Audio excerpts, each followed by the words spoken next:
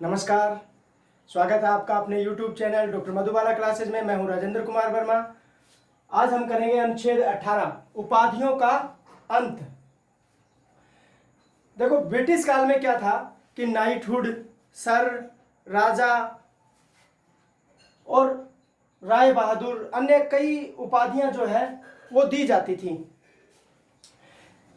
जब हमारा देश आज़ाद हुआ और हमारा संविधान बनाया जा रहा था, तब इस बात को महसूस किया गया कि जो उपाधियां हैं इनका उन्मूलन या अंत कर दिया जाना चाहिए, क्योंकि ये सामंतशाही परंपरा को बढ़ाती हैं और ये असमानता को जन्म देती हैं। इसीलिए अनुच्छेद 18 को रखा गया और उपाधियों का अंत कर दिया गया। ब्रिटिश काल में knighthood, sir, Rai Bahadur, Lord, राजा जैसी कई उपाधियां प्रदान की जाती थी जो असमानता व सामंतशाही परंपरा को बढ़ावा देती थी। इसलिए अनुच्छेद 18 में उपाधियों का अंत कर दिया गया। अब उपाधियों का अंत तो कर दिया गया, लेकिन अनुच्छेद 18(1) में राज्य को यह निर्देश दिया गया कि राज्य जो है वो सेना और शिक्षा से संबंधित अलंकरण दे सकती है। राज्य सेना व शिक्षा से संबंधित अलंकरण दे सकती है। अब एक चीज इस अनुच्छेद की सबसे महत्वपूर्ण है कि यह अनुच्छेद निर्देशात्मक है, आदेशात्मक नहीं।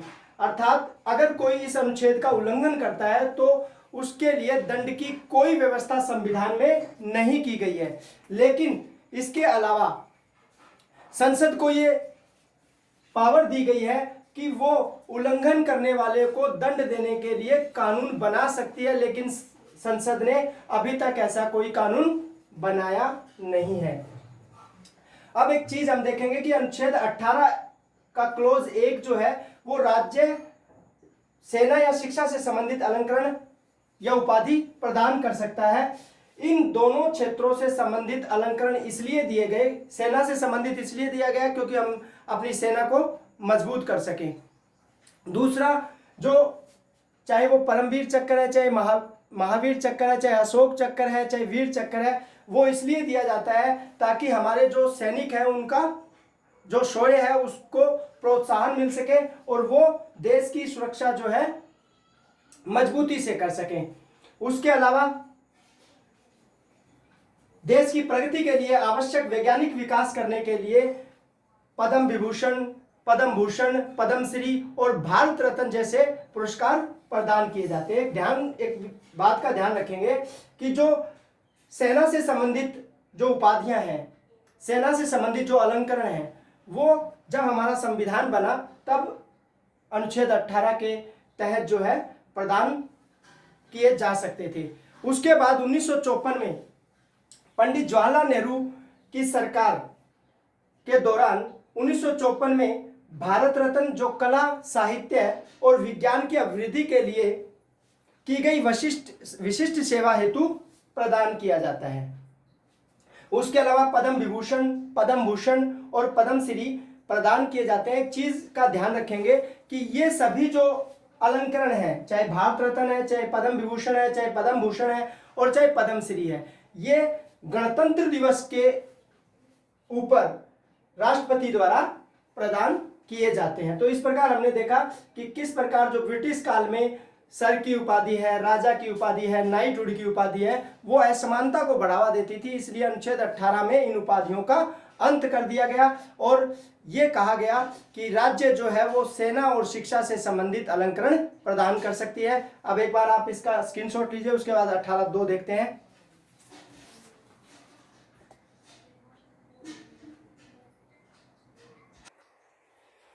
अनुच्छेद 18(2) भारत का कोई नागरिक किसी विदेशी राज्य से कोई उपाधि प्राप्त नहीं करेगा। वहीं 18(3) बोलता है कि कोई विदेशी जो भारत का नागरिक नहीं है लेकिन भारत में किसी लाभ या विश्वास के पद को धारण किए हुए है, वो व्यक्ति राष्ट्रपति की स्वीकृति के बिना कोई वृत्ति, पद या उपलब्धि धारण नहीं करेगा। उसके अलावा 18(4) राज्य के अधीन लाभ या विश्वास का पद धारण करने वाला कोई भी व्यक्ति, कोई भी विदेशी राष्ट्रपति की स्वीकृति के बिना कोई भी उपलब्धि, कोई भी वृत्ति, कोई भी पुरस्कार प्राप्त नहीं करेगा। अब देखिए 1978 के अंदर जो है मोरारजी देसाई की सरकार आई, और मोरारजी देसाई की सरकार जैसे ही आई उसने जो सेना और शिक्षा से संबंधित उपाधियां थी उनको भी देना बंद कर दिया और कहा कि ये उपाधियां जो है सेना से और शिक्षा से संबंधित ये भी असमानता को बढ़ावा देती हैं। लेकिन जैसे ही 1980 के अंदर श्रीमती इंदिरा गांधी की सरकार आई और उन्होंने पुनः इन अलंकरणों को देना प्रारंभ कर दिया। उसके बाद क्या हुआ कि एक वाद गया सुप्रीम कोर्ट में बालाजी राघवन के नाम से। ये एक प्रसिद्ध वाद है और जब कभी पेपर में पूछा जाएगा तो यही पूछा जाएगा कि अनुच्छेद 18 के तहत उपाधियों का जो अंत है कौन सा केस लॉज है जो सुप्रीम कोर्ट में गया था। तो बालाजी राघवन नाम से एक वाद गया जिसमें सुप्रीम कोर्ट ने निर्णय दिया कि जो शिक्षा और सेना से संबंधित उपाधियां हैं वो कहीं भी असमानता को बढ़ावा नहीं देती हैं, लेकिन जो उपाधियां प्रदान जिन व्यक्तियों को की गई है वो अपने नाम के आगे और नाम के पीछे इन अलंकरणों का उपयोग नहीं करेंगे। जैसे ही वो अपने नाम के आगे या पीछे इन अलंकरणों का उपयोग करते हैं उनकी उपाधियां वापस ले ली जाएंगी।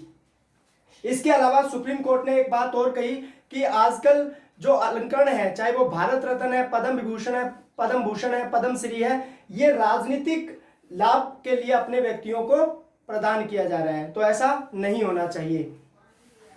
आज आपने अनुच्छेद 18 देखा। उम्मीद करता हूं कि आपको ये आर्टिकल समझ आया होगा। अब आप इसका स्क्रीनशॉट लीजिए।